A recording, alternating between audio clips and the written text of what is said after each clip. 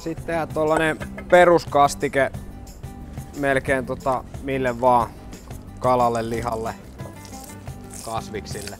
Ja mulla on tässä majoneesi, ihan perusmajoneesi, se on helppo tehdä himassa itse.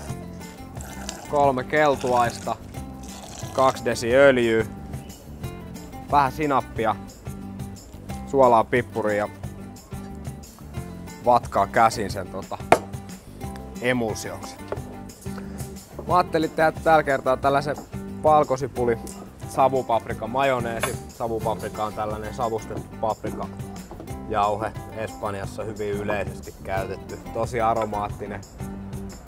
Tosi aromaattinen mauste, joka sopii todella hyvin grillaukseen, koska siellä on valmiina jo se savuaromi ja grilliaromi, niin se on, tukee loistavasti sitä.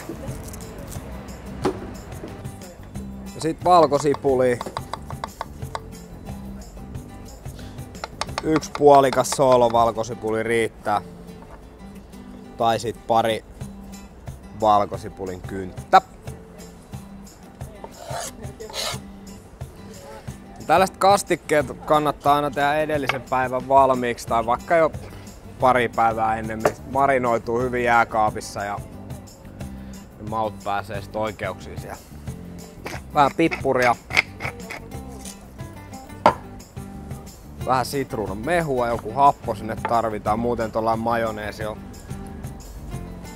tosi raskaan maku. Ja tähän voisit käyttää kermaviiliä, smetanaa, crème freshia, ihan mitä periaatteessa kaapista löytyy. Laitetaan vähän lehtiperhliä sinne vielä, saadaan ihana väris.